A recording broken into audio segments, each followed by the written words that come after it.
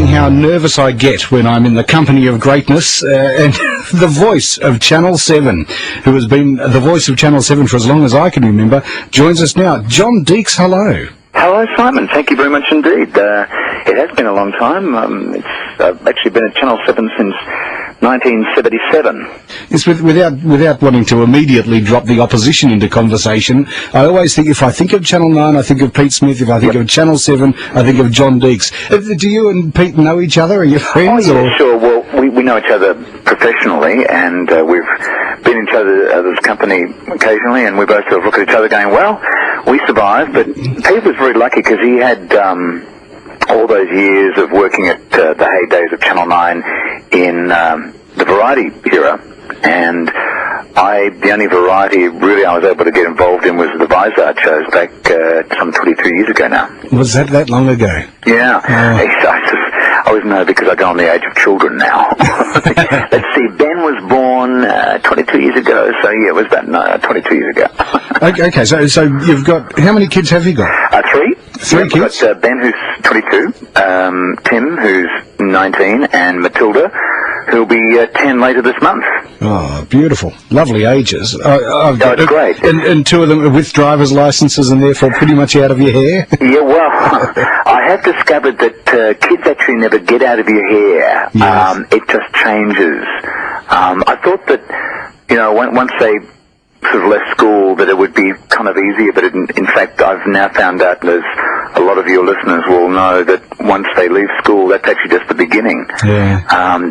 You actually have more control over them when they're at school, but when they get their driver's license, that's the sea change. That's when everything changes. It's a driver's license and an income is when I only picture this because my oldest, I've got 4 kids, but my oldest is 15 at this stage, so she's got a part-time job, so there's a slight bit of independence coming in there, but I almost dread the driver's license and the full-time job. Yeah, well, I know what you're saying, but you've got to believe, you've got to do what you can do, you've got to give them the best driving instructions. My eldest son, who's now married and living in Brooklyn, in New York. Wow. That's another whole hour. But he's a great driver, and Tim doesn't have the same DNA when it comes to driving ability. He's a bit like me, he's just not really a very good driver. But I think Tilly will be terrific. Okay. Tim's got lots of dents in the car? Backing into letterboxes? He's like me. He'd probably be better if he took more cabs. But we don't sort of enjoy driving like some people just love to drive. I've never really have loved driving. I'm more just happy to get from A to B and make it in one piece. You do it because you have to, not because you want to. Yeah. The idea of getting in the car and driving up to Ballarat for a picnic for the day just doesn't sort of tickle your fancy. I'm 61 and I have never driven to Sydney. Is that right? No. I do a bit of work up in Shepparton, so I drive up there.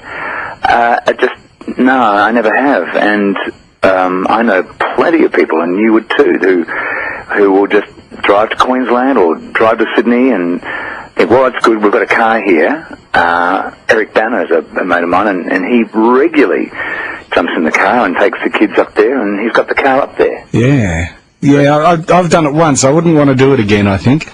When you realise the simplicity of getting on an aeroplane and being there in 2 hours, as opposed to 24 hours on the road, I'm happy to drive for a while, but no, not for that length of time. Having said that, about a year ago, my son and I, that's Ben, the oldest one, we went to the US, and we drove from Las Vegas to along Route 66, and I actually forgot my driver's license.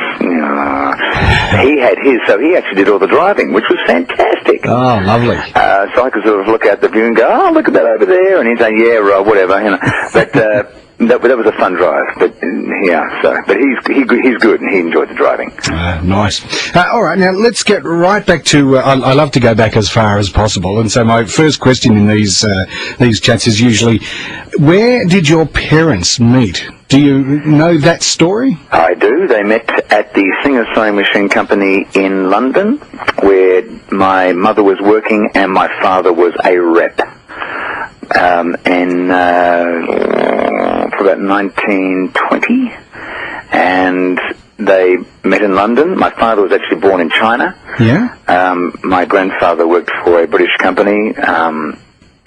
My father technically is British because he was born in the consulate in Shanghai, but geographically he was born in China, and in those days Shanghai was a swinging hot spot, and there was a lot of interesting British and others who were congregating in Shanghai at that time, so that's where Dad was born, but he met Mum in London. So was he of British extraction? Yep. Yes, and his father was just sort of stationed there, wasn't he? Yeah, he was working for an insurance. Grandfather was working for an insurance company. Because the moment you said my father was born in China, I immediately sort of thought, no, I can't see a resemblance there. No. Having looked at John Deeks many times over the years, I've never once thought of, he looks slightly Asian to me.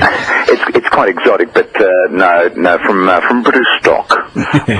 So both of them English. Where were you born? I was born in Melbourne. You were born in Melbourne, so they immigrated out here. They did, and they came out in the early 30s, and initially to Sydney, but then moved to Melbourne. And Dad owned the Hawkesburn news agency down on in Hawkesburn, and he was there, and we lived on the corner of Orong Road and Balaclava Road in Eastern Kilda, opposite Grimwaite House down there, and that's where my early years were. Then we moved from there down to when Dad lost most of the money. All my sisters, I've got 3 older sisters. Sorry, mate, am I jumping all over the joint? No, that's okay. No, that's good. That's good. I've got 3 older sisters, and I'm the youngest, which was great. The hand-me-downs were a problem, but anyway, that's another whole story. But that leads to a life in showbiz. Yeah, that's right. But we moved to a place called a little street called Milburn Grove in Eastern Kilda, just down the road from Orong and Balaclava Roads, and I went to Ripon State School. So, how long did your father have the news agency business for? He had it for quite some time, actually across the war years. I'm remembering the early movies. He had it across the war years. Then I was born in 51, so he had it till about 1949. Then he had a nervous breakdown and was in Larundel Mental Hospital for a long time. It also leads to a life in showbiz. Yeah, well, there you are. But my earliest memory, so I didn't really meet him or know him as a home father until I was about 8. I can remember going out in the bus with Mum to see him in the hospital a lot. But I had, 3 older sisters and a fabulous Mum who was incredibly supportive. And I'm very pleased that I had such a female-surrounded upbringing, because I never knew that there was... I mean, we're talking the mid-50s. I'd go over to friends' houses, and I'd get up and help to clear the table. And, the father would go, "Dad, you sit down, you don't do that, that's woman's work." Yes. I go, "Oh." And I just didn't get it, because I've been surrounded by women, So that is interesting. A couple of things from my own life. I also am the sole son, and with 3 sisters, although I've got 1 older and 2 younger. But my own children, we have 3 daughters and a son, and 3 daughters are all older than my son. So, wow. So yes, I find that interesting. I married into an Italian family, and my mother-in-law used to get quite cross with me when I would get up to also help clear the table, because it was, she was quite insulted because I was challenging her role in the kitchen. Of course. So yes, all interesting there. The other thing though, my grandfather, the reason I asked how long your father had the Hawkesburn news agency for, my grandfather had a news agency out in Coburg, and whenever I mention that on the program on 3AW, people ring through who remember him. So there would be people listening who would know of the Mr. Deeks who ran the Hawkesburn news agency. I worked for Mr. Dwyer, who had a news agency in in Orong Road, just down from Dandenong Road, for quite some time. And as a newsboy, I used to go to Jackie Clancy's house too, who a lot of people will remember. Aki and Jackie. Yeah. And deliver papers there. And Margot would come out, and great billowing clothes, and she was a character, and I ended up by working with Jackie over at 3UZ years later. However, but no, I had good memories of news agencies and being a paper boy and all that. Interesting. John Deeks, our special guest, the voice of Channel 7. John, early school years, how did they go for you? I went to a little kindergarten, then went to Ripponlea State School for 8 years, I think it was. I did a couple of years of prep, and then went right through to the end of grade 6 at Ripponlea State School, which was terrific, and because it was a laneway that separated us in the school, so I used to see my friend Lee Probert, and we'd come home from school, and Dad was not very well, and my mum was a dressmaker, as I said earlier, in England, and I'd come through the back gate and cry, "Mum, Mum!" And my mother had the option of opening a very nice boutique a dress shop in Collins Street, and she didn't know whether or not to, and she didn't want to, because she knew it would be a very big commitment, but she had been offered a lot of inducements and money to open this shop. And Mum tells me that I came through the back door at about 10 years of age and put my bag down, school bag, threw my arms around Mum and said, "Oh, you don't know how good it is to have a mum here when the fella comes home from school." And she's gone, "Oh, well, that's it. There goes the business." Yeah, there it goes. So she used to make wedding dresses and other ladies' attire at home in the back, in the workroom, and she had some Italian ladies who would work for her as well, of course, doing the fine work, and so it was a good life at home with Ma and the girls. She sounds like a fabulously strong woman. Oh, very strong, very strong, very Christian in her beliefs. Very,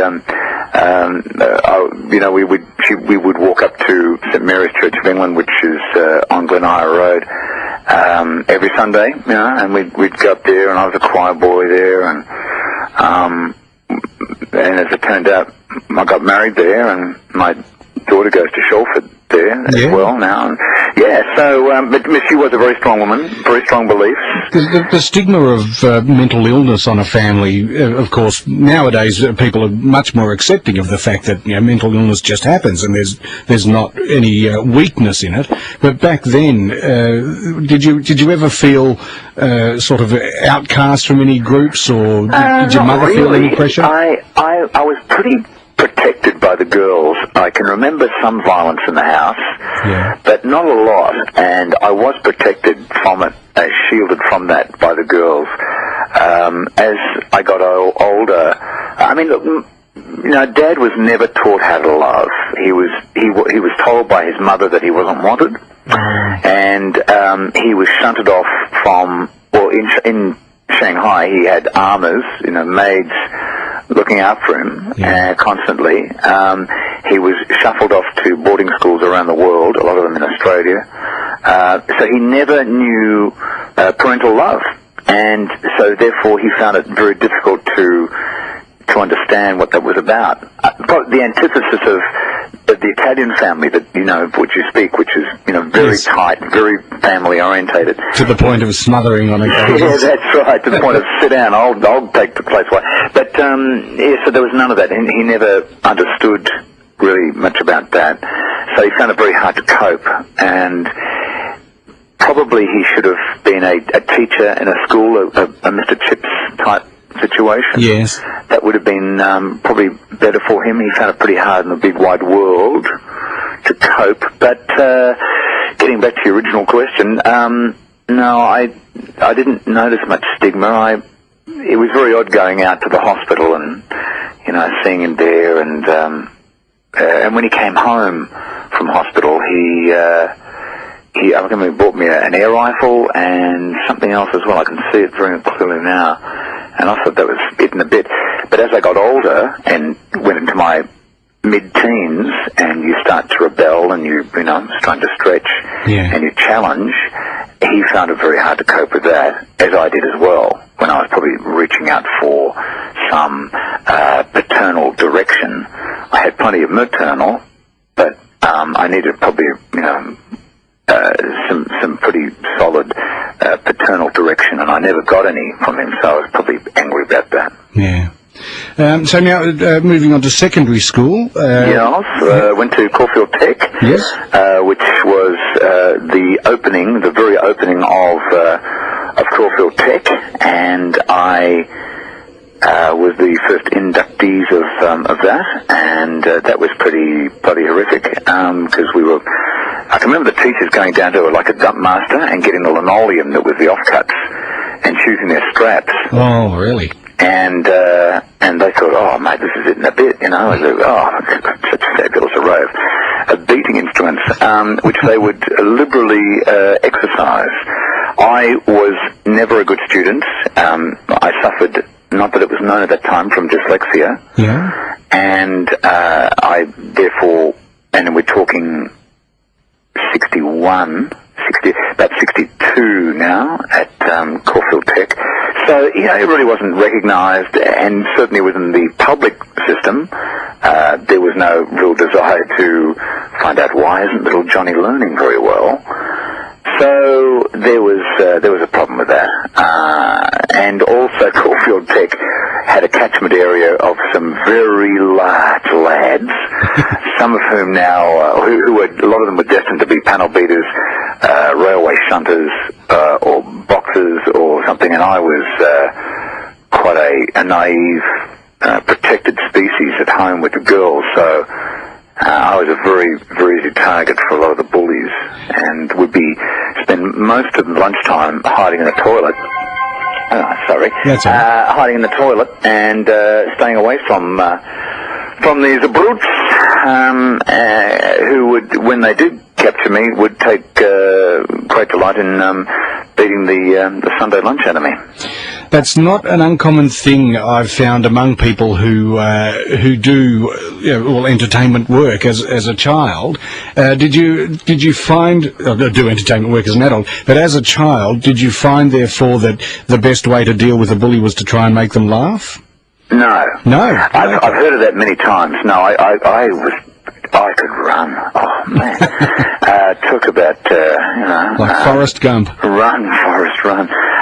I could run and hide, and that was my escape. No, I used to hang out with other kids who were like-minded, and we would sort of probably have a little clique of minnows, where one would be picked out of the group. I mean, I'm making it sound pretty awful, but it was just an awful time. So I left school when I was 15, and there was no point in me staying. I think they gave me my sub-intermediate and said, "Here you are, go away." So at 15, I left Caulfield Tech, and went to Taylor's Business College. And certainly Mum couldn't afford to push me through Taylor's, but I think I hold the record for the only person to actually fail Taylor's twice. And my poor mother, I say, who could barely afford it, but so that was a couple of years at Taylor's was the end of my education. Well, formal, that is. And now, since that, have you ever been invited back? Because again, once you become a public property, as the name John Deeks is, have you been invited back to Caulfield Tech for reunions and to give a speech at assembly and stuff like that? And if so, have you refused? No, I haven't been invited back. And I mean, we're talking about pretty dark times, and it's a very different. Well, education is very different now, and it's. That I probably would imagine that they would prefer to know that I wasn't actually even there, and it certainly wasn't an alma mater that one would say, "Oh yes, the old school, Scotch or Melbourne Grammar or whatever," where all my sisters all went through like St Catherine's and what have you. But as I say, Dad succeeded in losing a lot of money, and little Johnny went through the public system. But hey, mate, hasn't done me any bad as far as what I've been able to achieve. I don't know if I would have done any better in the private area if I had private education. Because really, my education started the moment I left school. Okay. Now, John Deeks, we have been speaking with about the school years. We've gone in through your failing tailors twice, which brought about the end of your education. Did you have something else lined up to go to after that? Yes, toilets. Oh. I went to Roger Sutter and Myhill. Before that I was an office boy at AEI Engineering in Richmond. Then I got a job selling toilets at Roger Cellar and Myhill, which was in City Road. For a moment there, when you said toilets, I immediately pictured you as the original Kenny. And I thought you meant you went into cleaning and portable loo. So I was doing that, and then I was having problems at home with Dad. So my older sister, had married a South African, and Mum said, I think it would be good if you and I I'm going to go to England, and won't you come and live with your sister in South Africa for a while? So I did, and I went with Mum, and Mum and I went to South Africa. She kind of dropped me off there in Durban, and she went on to the UK, and I stayed with my sister in Natal for about 8 months. That's 4 months later, Mum came back from the UK, stayed with us, and then eventually Mum and I came back to Australia. So I had about a year away and worked over there at a place called Wardkiss Hardware. Yeah. And then came back to Australia and commenced my next phase of my life. Was that your first time overseas, the South Africa trip? Yes, it was. And it was a remarkable experience. I mean, just remarkable. I mean, that was also during the apartheid time, and again, a bit like my bemusement that I wasn't allowed to pick up the plates because I was a bloke, to see a viaduct through the railway tunnel in the small town of Escort where I was living, which had a brick wall down the middle and was white and non-whites, and I couldn't see any difference, but it was like, wow, that's really bizarre. Anyway, but that was how it was back then, so that was a very good experience for me I'd go up to Joburg by myself and go through Kruger National Park, and so it was a great time. I've always been very independent and happy to be travelling by myself. Interesting. So you've come back to Australia now. So what year are we in now, roughly? Well, I was about 16 now, 17. So I came back and I started as an apprentice hairdresser. Is there anything you haven't done? Yeah. From selling toilets to hairdressing before getting into media? I was an apprentice hairdresser at Jill Webb in the Manchester Unity building above Stephanie Dist, who was about 2 floors down, but on the corner there. But I love performing so much. I could get up. I remember the first time I went on stage was at the church hall, and I sang "There's a Hole in the Bucket," and I had no fear whatsoever of seeing the people in the audience. Absolutely none whatsoever. So I love performing, and Mum heard an advert on the radio for 3AW Dennis Gibbons Radio School. Oh, yes. And she said, would you like to? I said, I would love to do that, because I used to have a little radio station in my bedroom, and, did all that jazz, and loved it very much, and loved radio. So I ended up by going to the radio school at 3AW, back in the, you know who else was there as well? No. Is somebody still in the business now? Yeah, John Blackman. Oh, Blackers, okay. John Blackman was in the same inductees as myself. But I had a problem. Yeah. Dyslexia. And I couldn't read the copy correctly. I mean, the voice was there, but I was unable to read and read copy. So they suggested that perhaps it wasn't for me. Yeah. And I ended up by going to another radio school, and then which was fine, and so that was okay then. But boy, that was a bit of a shock. But I really enjoyed the time at 3AW. It was really quite extraordinary seeing that wonderful facility, which was, of course, in the Trove Street at that time. Yes. Yeah, so, yeah, that was great. Did you meet any of the 3AW personalities at the time, other than Dennis Gibbons? We used to do the course at night, and I'm just trying to think of who it was. He had a magnificent radio voice, wonderful radio, and I can see him now, and his name will come to me. So I was very sad to leave it, but it was a good experience. They were very kind. They're very, very kind. There was no sort of like, nah, you're an idiot, you're hopeless, get out. Dennis Gibbons was a terrific guy and an absolute gentleman. Now, you mentioned earlier that you ended up at 3UZ with, was it Bill Ackfield or Jackie Clancy? I can't remember. Well, it was Bill Ackfield. No, it wasn't Bill Ackfield. It was Jackie Clancy was there, and he was doing, I think, mornings, and he was quite a character. So, I mean, I was very lucky that I was able to get another, radio learning experience, and that was terrific. So then I was able to get my first job in radio.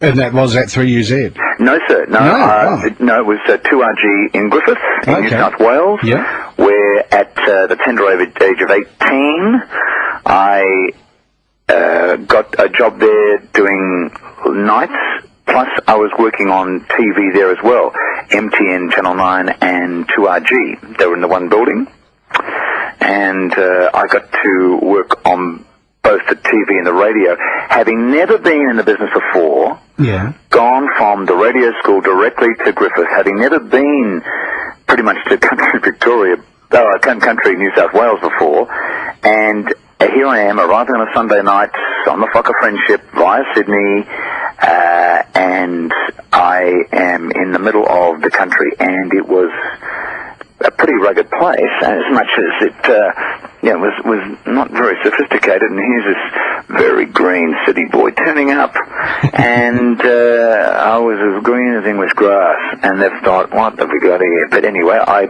started working, got a job, got some accommodation, and but I was writing copy, I was recording copy, I was hosting a kids show on TV, I was reading the country news before the main news bulletin. I was then working on the radio station from 7 o'clock till close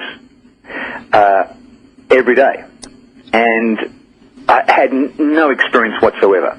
So eventually, one day, I was reading the What's on Channel 9 Tonight live to air on the TV, and I noticed the cameraman was doing some quite bizarre sort of things behind the camera, indicating I had actually got the wrong page that I was reading out, and it was actually the day prior. So I had to kind of ad-lib as he was sort of pointing out, like, bang, gun, Starsky and Hutch. Oh, and Starsky and Hutch will then be on, followed by, so I made a total mess of it. Now, that wasn't so bad, except Ray Gamble, who was the general manager, had at his home that night all the representatives of the salespeople in Sydney over, and they were settling in to watch his television station and to see this 18-year-old greenhorn absolutely making a bizarre mess of presentation on his TV station. So I got called in the next day, and Ray Gamble said, son, I think it's best you go and spruik in my bargain basement. I don't think this is the business for you. Now, I'll be fair, I've been wrong in the past, but I don't think after last night's performance you have a career in radio or television. And I was shattered. Yeah. He said, now you can either leave now, and we'll give you a month's pay, or you can work it out. I said, oh, Mr. Gamble, I'll leave now, sir. So I, with my tail between my legs, came back to Melbourne, and I was very fortunate that I had applied to get another job down in 3GL in Geelong. And I rang them up and I said, I'm actually available now. And they've gone, oh, great. So I was very lucky to slide straight into 3GL. Yeah. And Mr. Gray down there, who was a charming guy to me, took me on, and I had a couple of fabulous years there at 3GL, and had an absolute ball. Loved living on the surf coast, and eventually, as a lot of us did, just dreamt of working at 3UZ, which had been an idol station of mine, as with all the disc jockeys and the Donalds and all the rest of it at the time. And I was lucky enough to have Ken Sparks who was one of the announcers, go to Adelaide, and I had a very similar tonal quality to Ken, apparently. And Bill Gates, the program director, called me up, and I went up and had a meeting with him and an audition, and got the job doing Mid-Dawn at 3UZ. Wow, big time at last. Yeah. Okay, mid-dawn shifts. Yeah, I know what that's like. Now, you're doing, at this point you're doing mid-dawns on 3UZ. What year would that be? We are in 1971. Yeah? That's 71. How long did the mid-dawns last? Oh, quite a while. I did about 3 years of that, and absolutely loved it. Absolutely loved it. I still would prefer mid-dawn than doing breakfast in a New York minute. Yes. I'm just hopeless getting up at 4 o'clock in the morning. Yep. I've done it. I'm no good at it. I don't operate well at it. But certainly mid-dawn for a single guy was terrific, and I had an absolute ball doing that. And then eventually I got on to do other shifts. Bert replaced me. I was doing mornings. Jimmy Hannon left. I did 9 to 12. Then Bert came in and he took over that shift. So I got to work with some absolute super professionals. John McMahon was the program director, and although people were terrified of him, he was very kind to me as well. So I've had some really great bosses. I think because I was never sort of coming over as a smart ass or causing problems, and a lot of the announcers were, but I just enjoyed being there, and they were terrific, and the very, very happy years at 45 Burke Street. Yeah, how was the love life at this time? Because doing mid-dawns, whilst fun for a single guy, would probably encroach on the private life a bit. Yeah, I had a few girlfriends, and it was okay. I had, it wasn't really a problem. I got married, actually, when I was at 3GL, because my mother had discovered I was living with a girl in Sin, in Geelong. That didn't go down well, so Mum said, right, well, you're going to get married. And, I mean, that lasted a year, because, I mean, we shouldn't have never have got married. Yeah.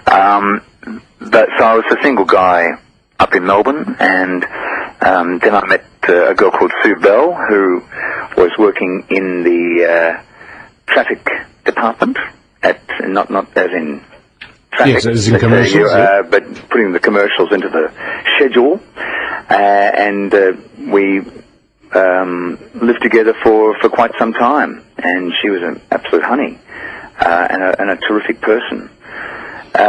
So I left and went to DB Music with Brendan Sheedy and Paul Thompson around 76, and at that time I also got offered a job. I was working as the the program director's assistant, and working about many hours a day, many hours a week, and I'd gone off the air and had started this job, and working with Paul Thompson, who was just the best guy ever, but under Brendan Sheedy as well, who was the managing director, or the station manager at 3DB, or DB Music as it was known. And I was working so hard and so long, I took a vacation and went to Greece, and I was literally on the verge of a nervous breakdown myself, when in Greece I had an epiphany, and lying on the beach I thought, why am I doing this? This is insane. I'm going back, and I'm going to resign. So I came back to Melbourne in late 76, and said to Brendan Sheedy, I quit thank you, it's been terrific. But he said, no, don't do that. Look, we'll put you back on the air, and you can do 9 to noon, just 3 hours a day, and we'll give you more money. Oh, yes. I thought, what the heck? Yeah, you can have your administration. So I went back on the air and had an absolute ball, and got more money. And he said, and also I know there's a new program director at HSB7, and called Gary Fenton. I'll call him and see if there's any job there in doing the booth announcing. I said, oh, terrific. So he called up Gary Fenton. I went down and met Gary. And then in so early 77, I started working doing the booth at Channel 7, and said to Gary, well, how do I sort of keep this job? He said, oh, just keep turning up. Yeah. So I've just been turning up since 77. And no one's questioned it. No one's questioned it. That's fabulous. Now, so when did you finally leave DB? Would that have been... it all got a bit sad towards the end and ended in tears. Brendan left, and Graham Kennedy worked for a while for us, and that was funny. And so I think it kind of also deteriorated, and also my work at Channel 7 started to increase, and I was reading the news, I was working on Saturday Night Live with Ernie Sigley, I was doing in those days, one did a lot of different work, and you could do lots of different things in the departments. You weren't just relegated to sport or to news or to whatever. So I was fortunate enough to work on many things, including the Saturday morning or the Sunday morning footy show, the Junior Supporters Club, which was terrific. And so I was able to do lots of different things. So my work increased at Channel 7. I liked the TV world very much. It was great fun, terrific people. Channel 7 was a super place to work, very much a family, totally different to Channel 9, which was the Hollywood, the entertainment, the star factory. The egalitarian life at Channel 7 was great. Everyone was very much an equal, and I just had a lot of fun there. Yeah. Now, jumping forward a few years now, but the new Price is Right on Channel 7. Yep. We spoke many times over the years to Ian Turpey. God bless him. Godfather to my eldest. Oh, is that right? Yeah. Well, I just before we get into that, we spoke to Ian Turpey many times on 3AW, and he's often told us how many times people had come up to him in the street and say, "Come on down," which was actually not something he ever said. It was your job, wasn't it? It was, and that was my first TV show. And it was ironic because when I was young, Mum used to take me to Elstonwick to the ABC studios down there, which were brand new, and I'd see TV being done, and I used to go back to school, and I would, on a piece of paper, mark out where the cameras were and where the talent was, and virtually block TV shows. Yeah.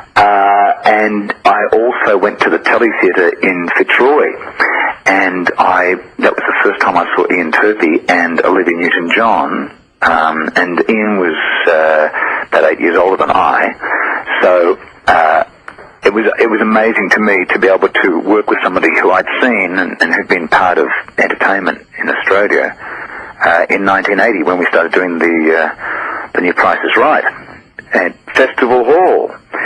So it was great, and he was just, and honestly, Simon, if I have one thing about being in this industry is that I've been able to work with some of the loveliest people on a long-term basis, because I've been doing game shows non-stop since 1980 to right now, doing Deal or No Deal. And working with Ian, working with Burjo, who could be a bit of a grumpy bear, but he's very generous to me. Working with Andrew O'Keefe, who is just an absolute delight.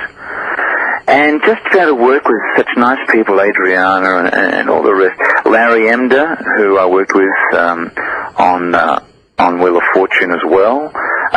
Just really super people who were very kind, very generous, I never wanted to make them feel threatened, or that, you know, I was always there to support them and to be their wingman always.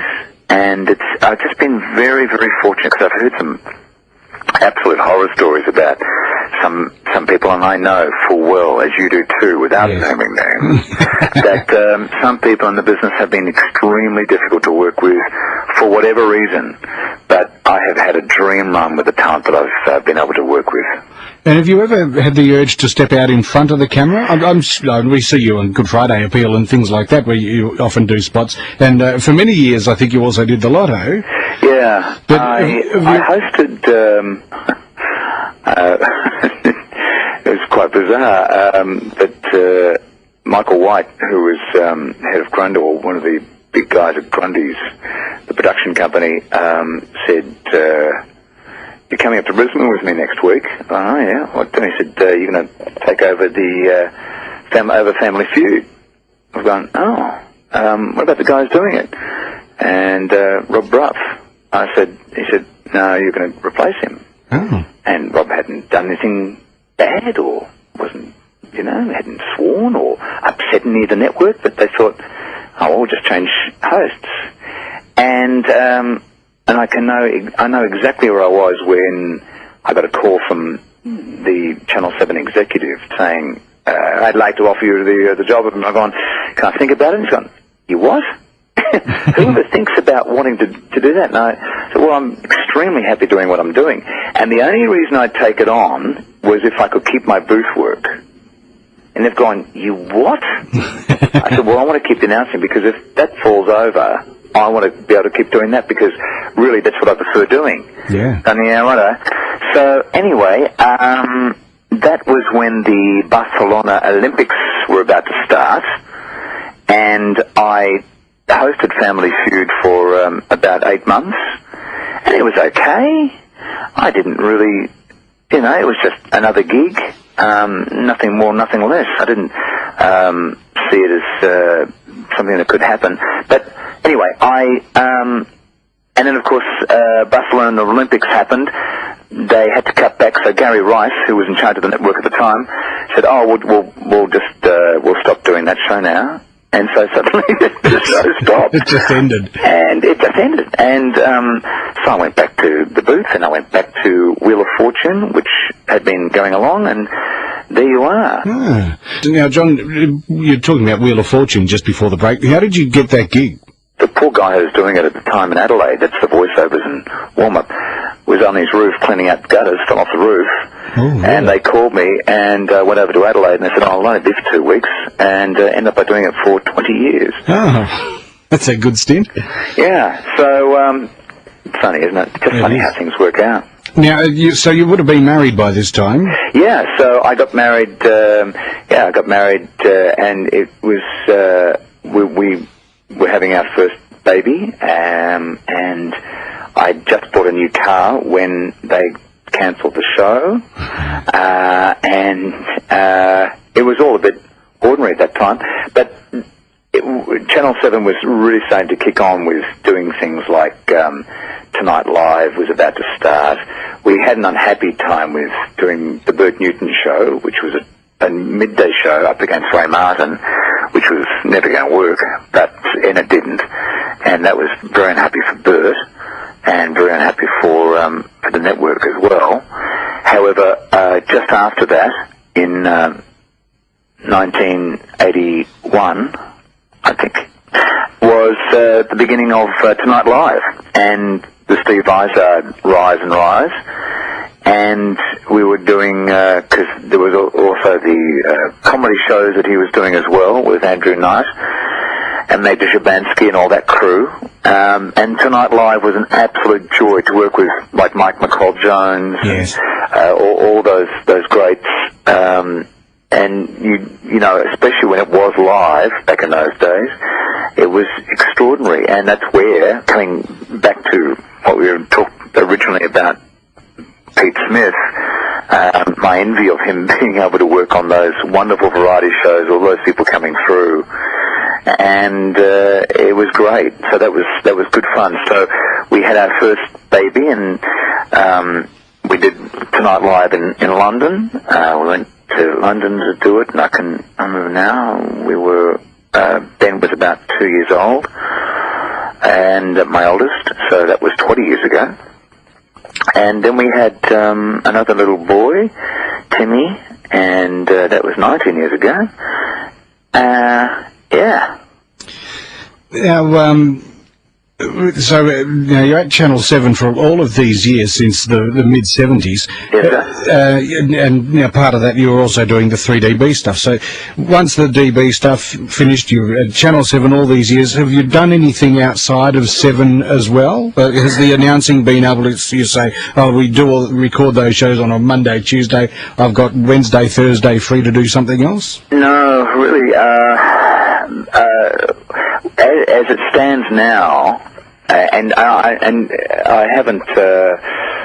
I mean, radio changed. I mean, you have to really be. You just can't turn up, pull your music, or just sit in the seat and just go. Yeah. It's a big time commitment, and it's much more of a commitment than it has ever been. And unless you're a comedian or you're a sports guy or there's some reason that you're there, general announcers are. Don't really have much, sort of, if you want to be big time, you've got to be specific. Am I making any sense of this at all? No, that makes sense, yes. Or a journo, like a Neil Mitchell, for instance. And that's terrific. So really, I was very content and have been very content to work doing the Channel 7 bits and pieces, and working. I think if it was just doing the booth or just doing the announcing, it would have driven me crazy. But being able to have my ego satisfied by being with audiences, and that's what I love to bits, that I can get to an audience like I did this morning, or on a game day situation, which we do on a Sunday morning, to be able to just talk to an audience, whether it be on Deal or No Deal or whatever. That's my joy, to be there with them and to support the talent who are in front of the camera, who's got to talk to the majority, and I can just be with the audience as it was with the Vizard shows. Yes. And it was just so much fun. Although I do recall when we did the live Vizard shows in the early days, we had a fella come in and he looked like Danny DeVito in the audience.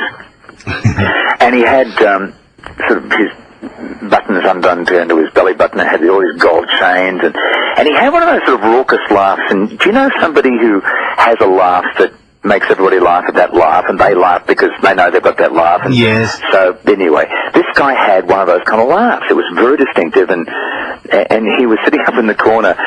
And Steve will always say, look, if there's someone of interest, point him out, and we'll make sure we shoot him, or we refer to them.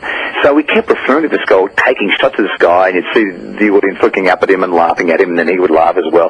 Halfway through the show, Merv Ford, the floor manager, comes up to me and says, look, we just had a call from the South Melbourne police station. They're watching the show, and they recognise that guy with the laughing, the big guy, or the little guy up in the corner there. There's a warrant out for his arrest for amphetamines trafficking. And the cops have said, can we hold him until the end of the show? And I've gone, no. Yeah. No, that's not in my job description. However, we just, we let it go, and we didn't say anything. And anyway, so the show finished, and the audience duly walked out into Wells Street, and the cops were out there, and they said, hello, Barney, we saw you on the telly, son. Come with us. And took him away. So, how on earth did we get to that story? But anyway. That is a fabulous story. That is right up there. Bruce Mansfield tells a story of also doing a telethon, and a guy came up to them and said, oh, my name's Mike Nesmith, I'm with the Monkees, I'd love to come on and perform for you. And the Monkees had been in town, apparently, and this bloke's come on and started singing, and there's a similar thing, the phone has rung, and it's the police, and they've said that guy's a sex offender or something. No! And it wasn't Mike Nesmith at all. Oh, my gosh. So they came down and arrested him, too. So there you go. It's just, you never know, as you know, Simon, you just never know what's going to happen next, what the next phone call is going to be. I was doing Deal or No Deal the other day, and I got a call at 4 o'clock in the afternoon from the producers of Sunrise, and they said, can you come to Sydney in the morning, Sydney tonight, because we're going to do Sunrise, we're going to have a live audience, and we're going to have a DJ. Okay, right. So I get my wife to whiz in some clothes to the studios at 7, and I go from the studios at 7 to the airport, and in the morning I'm down there and in Martin Place where we do Sunrise, and I'm dancing with the DJ and a whole bunch of an audience people. I thought, wow, if anyone had told me that at 61 I would be on a breakfast show dancing with a DJ and 40 people, I would have said, not a chance. That is Isn't it great? That is. Isn't it a great business? That is a fabulous business. Oh, man, I'm lucky. I am so fortunate to have been part of it for such a great ride, I tell you. And if it ends tomorrow, I will just be so unhappy. But well, on that note, when it does end, when John Deeks finally says, "Oh, I've had enough, I'm hanging up the microphone and retiring," how do you want to be remembered? Is there any? Because I, as I said at the very beginning, when I think of Channel 7, I think of John Deeks as the voice of Channel 7. Is that a good enough handle to hang on to? Mate, I'll take anything, because honestly, when I heard a lovely documentary by Bert Newton on 3DB, and it was the history of 3DB, yes, and hearing all those people, Dick Cranbourne and all those folks going way back when, and no one knows them now. Yeah. No one cares, and it doesn't really matter. And so the bottom line is, we do what we do while we do it, and we have a good time, because it's all over in a minute. And really, family is what's most important, and it's what you leave behind. Because I had cancer recently, and a thyroid cancer, and I had my thyroid taken out. Yeah. And I was very lucky that I came through that, because Neville Wran, the former Premier of New South Wales, he used to speak like that. Yes, yes. He had the same thing, and unfortunately his vocal cords do not come out very well from the removal of his thyroid, and I was, thank God, lucky enough to have surgeons who were able to manipulate and to navigate around my vocal cords, so I was able to be left with a voice. Although when they came out to my wife and said, look, do you have disability insurance? She said, oh no. I said, yes, unfortunately we've had to take out his whole thyroid, and it's been all around his vocal cords. We don't know if he'll speak again.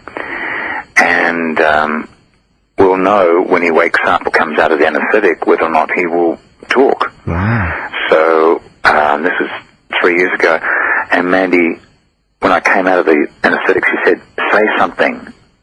I've gone, JB, you've done it again. And she said I could have smacked you across the face. I was so worried. And I said, oh, well, what's the problem? She said, anyway. So has it improved your singing voice at all? No, I can't reach as high, but the pipes are still there. I'm still working at Channel 7, and here I am talking to you, and wacko, and who knows what the next phone call is going to be. I'd be happy to be remembered as anything, my friend. Fabulous. John, we are sadly out of time. It has been just marvellous, though, learning a little bit more about the voice of Channel 7, John Deeks. Thank you so much for being so generous with your time. Simon, it's been a pleasure. Thank you very much, and more power to you and to 3AW. John Deeks.